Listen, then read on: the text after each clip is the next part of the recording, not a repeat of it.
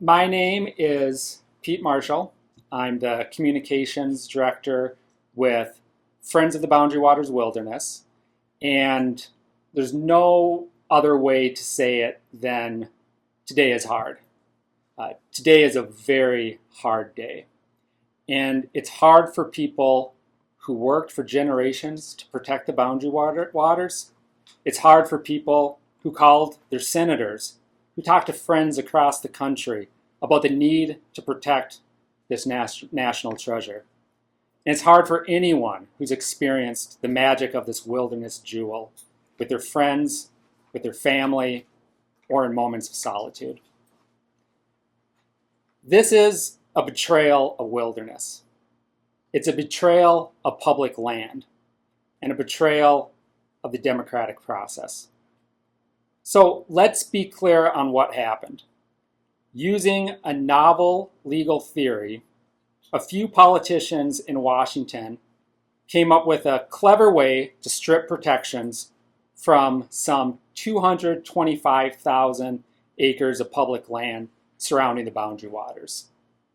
This is land that belongs to you, belongs to me, it belongs to every American. They discarded a comprehensive 2-year scientific study into the effects of copper sulfide mining, the most polluting industry in the United States, what that industry would do to an ecologically sensitive area like northeastern Minnesota. They threw it out. They ignored more than 650,000 public comments, the overwhelming majority of which opposed mining in this pristine area. And what they did was lay out the red carpet for a Chilean mining conglomerate to build a toxic copper sulfide mine at the edge of America's most visited wilderness. But the boundary waters is worth fighting for. Everyone who has been here knows this. They feel it. Generations of people have dedicated themselves to protecting these clean waters and these pristine forests. This national treasure has survived serious attacks. And while we may be at a low point today, this fight is not over. People want to know what's next. The good news is we do not have to be a victim. Minnesota can still fight back against an overreaching federal government.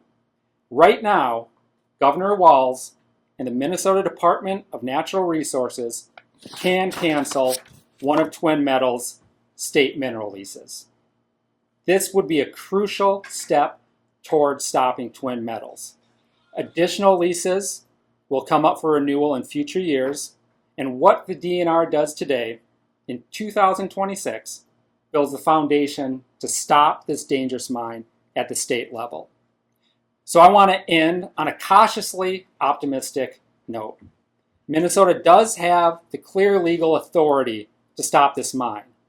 The question is, does the Walz administration have the courage to use this authority? I would like to introduce Mary Blitzer, who is the Deputy Director with the Sierra Club North Chapter. Hi, I'm Mary Blitzer with the Sierra Club North Star Chapter. We represent 50,000 Minnesotans across the state. Water is life. As Minnesotans, we know this in our souls. Urban and rural, Democratic and Republican, as a state, we are proud of being the land of 10,000 lakes.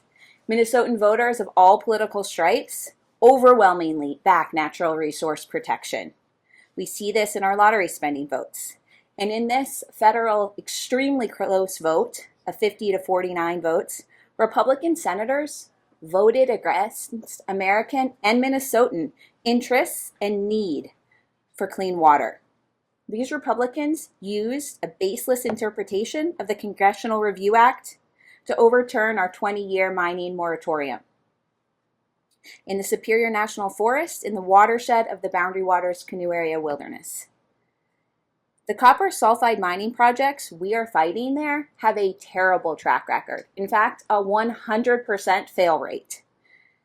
They simply do not belong in the Boundary Waters watershed in our water-rich state, period. It is our right and it is our duty to protect this water. While this action is going to place these beloved waters and lands at risk, we will not stop fighting. We are fighting with downstream communities, tribal leaders, businesses, concerned residents, and all of the Minnesotans, all of us who have that personal story and connection of time on those waters and what it means in our hearts.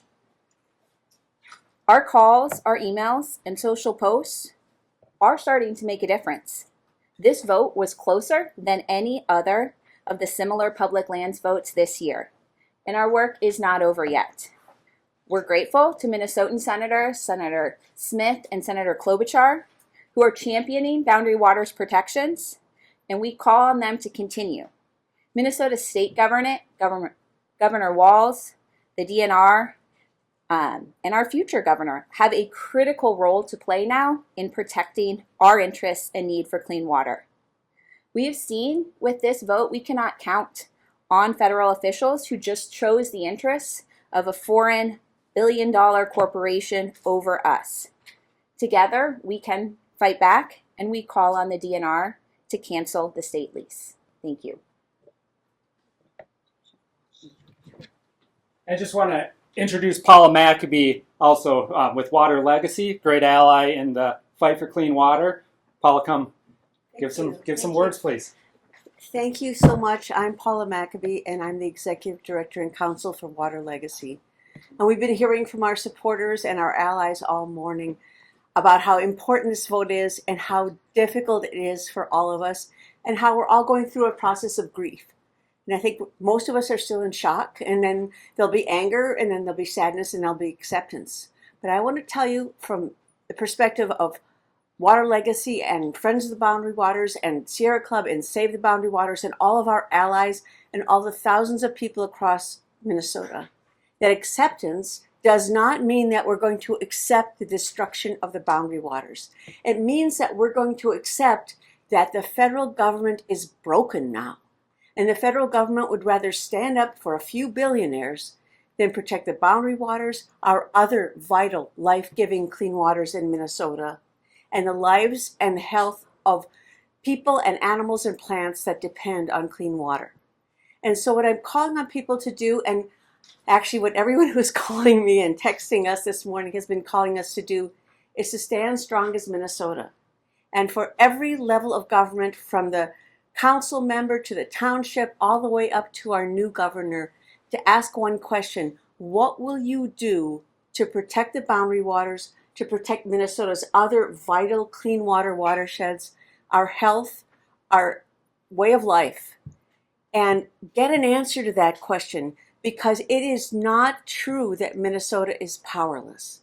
Minnesota has the ability to pass a Prove It First bill. Minnesota has the ability to toughen up our regulations of mining. Minnesota has the ability to stand up for our waters and our tribes and our nature and our people, even when the government has told us today, in the federal government, in the Senate, that they're going to stand up for a few foreign billionaires instead of for us. So yes, we have to go through this grief process, but the acceptance we should attain is recognizing our own strength and the responsibility of all of our leaders to help the people lead and protect Minnesota's boundary waters, the waters of the Lake Superior watershed, the waters of the Mississippi River Basin, and the St. Croix watershed, all of which are threatened by foreign companies that want to exploit our resources and then leave us with a mess to clean up. That's not the Minnesota way. We've shown that Minnesota can resist. We can take care of our own. And that's what we're going to do from here on forward. Thank you.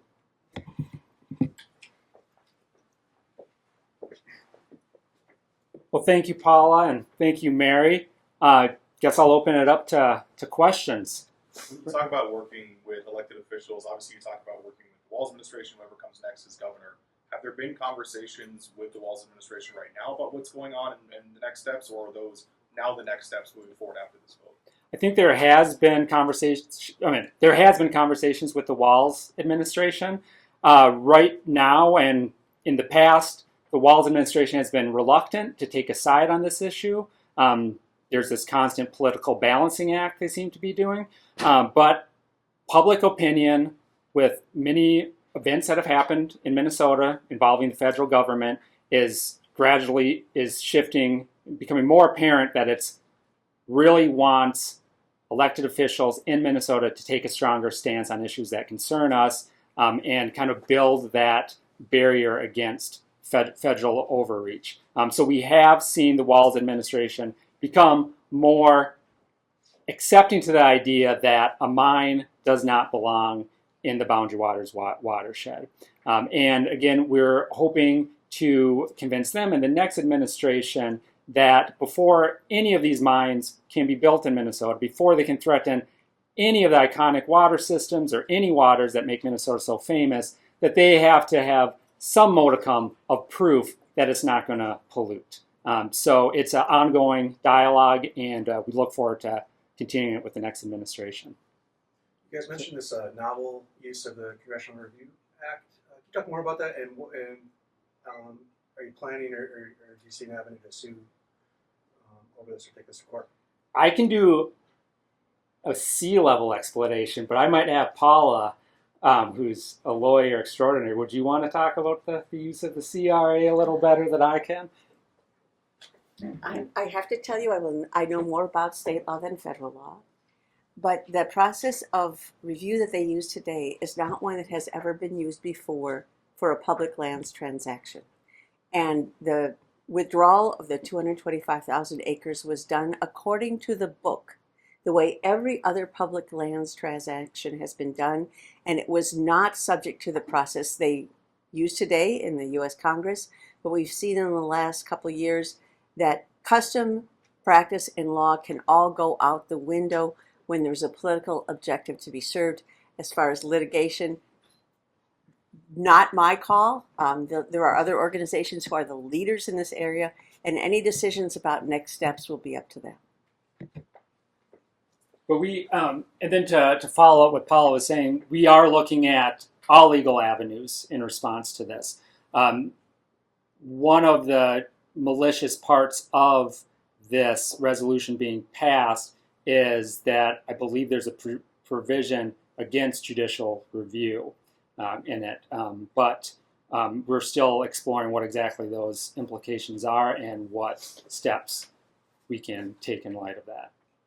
Peter, are you surprised the way this turned out? Were you expecting a different outcome, or were you anticipating? You think about Senator Smith last night and even this morning. This come as a shock to you, or were you expecting this? It's a good question. In some ways, I was expecting it, but we were getting news from Capitol Hill that there were Republicans who were peeling off, institutionalists who didn't want to see the CRA abused in this manner, people who had constituents who cared about public lands, hunters, fishers, campers. And we were hoping to get those 4 Republican votes. And we came close, but it was always going to be a very tight and very precarious call, I would say. Your reaction was just disappointment, not necessarily shock. Right, there's expectations, and then there's actually getting punched by reality, right? So mentally, you can prepare yourself, and then you get to that 50 vote, and it's just, you feel that emptiness come out of you, and it's like I said, it's very hard for all of us here. It's hard for people who are supporters, people who have been to the Boundary Waters. So it's one of those things that no matter how much we might have expected the outcome, the reality of it is just all the more difficult. I would just briefly add how that while we lost, and the loss sucks, that it was close. This was the closest. Public lands matter to Americans. Public lands matter to Americans across the country, again, urban and rural, Republican and Democrat. And this is out of touch with what Americans want, with what Minnesotans want and need. And we can and should keep fighting back. Indeed, thank you. just to make sure I'm understanding this, so the Biden administration withdrew federal lease rights, I think, on this land. Yeah. But it sounds like you're saying that the state has not withdrawn state lease rights, and you're calling on Walz to withdraw those rights? Yeah, so Twin Metals, where the proposed mine would be, is on a combination of state and federal land. So they need leases from both the federal government and the state government. And we found that in the lease provisions that they have for some of the state lands, that after 35 years, there's a provision in the lease that they have to either have produced, make sure I get this right, produced or like actually mined and paid the state of Minnesota at least $100,000 in royalty during one calendar year. And Twin Metals has done neither of those two. So because they've defaulted on the terms of the lease, DNR has it within their power to cancel that lease after 35 years. And DNR has, in the past, reasserted this authority. And so one lease is up for renewal now. So this year, Twin Metals can cancel that lease, and then subsequent leases will come up for renewal in coming years. So this really could set the foundation for Minnesota to say no, even though that this federal government is doing everything in its power to lay out the red carpet for this Chilean-owned mining conglomerate. Minnesota does have some very powerful tools left to defend its clean water. Pete, there does seem to be some public rhetoric about what happened today, meaning Twin Metals has a green light to move forward. Can you address that? Sure. So this doesn't mean that we're going to see a mine tomorrow, right? It clears the way for them to begin the process of building a mine, which should be alarming, right?